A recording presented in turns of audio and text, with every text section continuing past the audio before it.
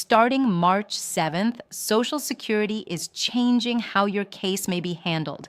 And if you ever need help fixing a problem, correcting a record, or following up on a claim, this shift could affect how quickly you get answers. I'm Sarah, and today I want to walk you through what's changing, who may feel it most, and what you can do to protect yourself during this transition. Let me begin with the most important reassurance. Your monthly Social Security payment is not being reduced because of this change. Your scheduled payment date is not being moved.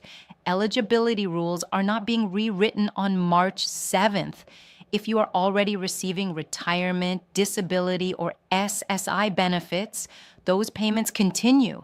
What is changing is how work is assigned and processed behind the scenes. For many years, Social Security operated in a largely local model.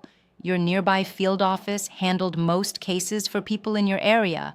Staff were familiar with state-specific programs, local supplements, and how federal benefits interact with rules where you live. Beginning March 7th, the agency is moving toward a national workload system. Instead of cases remaining primarily in one local office, they may now be routed anywhere in the country based on staffing levels and available capacity.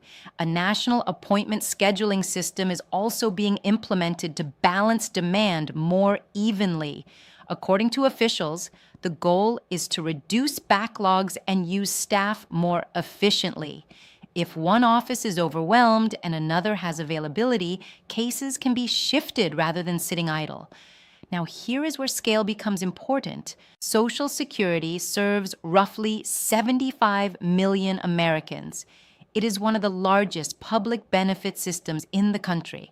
At the same time, reports indicate that staffing has declined by thousands of positions over the past year, representing a significant portion of the workforce. Leadership transitions, phone system upgrades, and expanded online services have all occurred during this period. So this national shift is happening while the agency is already adjusting to fewer employees and new technology. That combination makes the transition especially important to understand.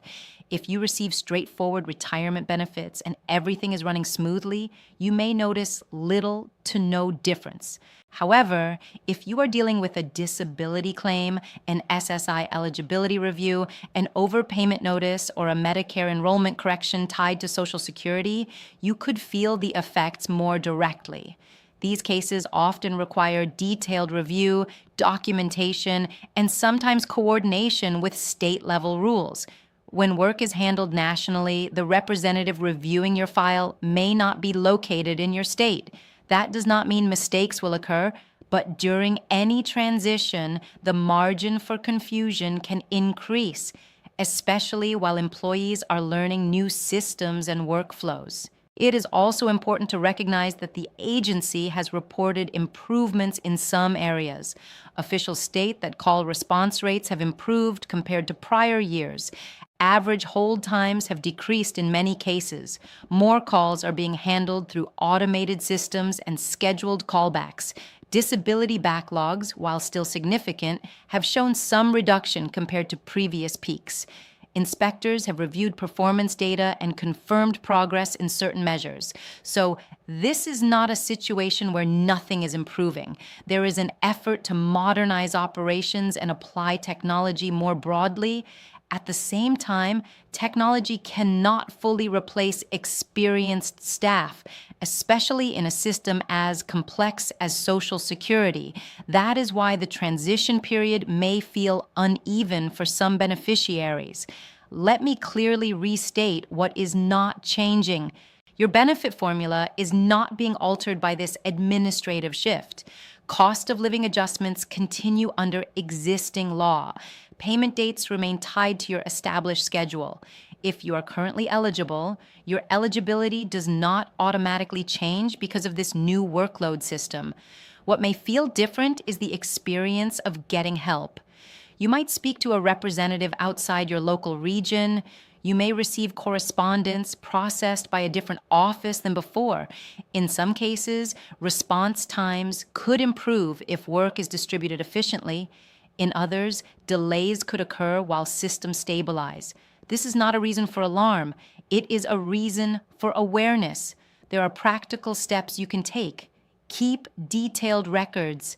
Save every letter you receive. Write down the date and time of phone calls. If possible, note the name or identification number of the representative you speak with. Keep copies of any forms or documents you submit. If you are comfortable using online tools, review your My Social Security account periodically. Many updates, benefit verifications, and notices are now accessible there. Online access can sometimes reduce the need for extended phone calls. If you prefer in-person assistance, field offices remain open. According to the agency, local offices continue to serve as the public-facing front line. The primary change involves how cases are assigned internally, not the elimination of local access. It is also helpful to set realistic expectations. March 7th marks the beginning of this national model, not the end of adjustments. Large administrative changes often require months to fully settle. Some services may improve quickly, others may take time to stabilize. As of now, officials describe this as an effort to manage workload more efficiently and reduce long-standing backlogs. Critics have raised questions about whether staffing reductions could limit the effectiveness of these changes. Both perspectives are part of the ongoing discussion.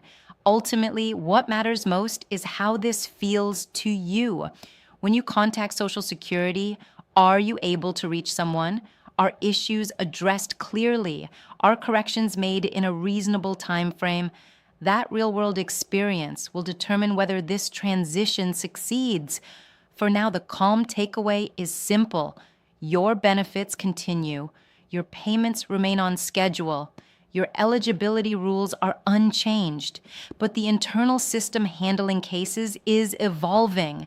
Staying organized, informed, and patient during this adjustment period will put you in the strongest position.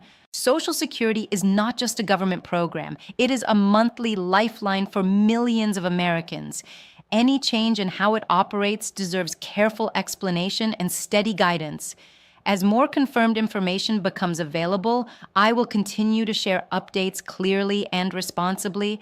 The goal is not fear. The goal is understanding, and together we will keep watching how these changes unfold, calmly and carefully, every step of the way.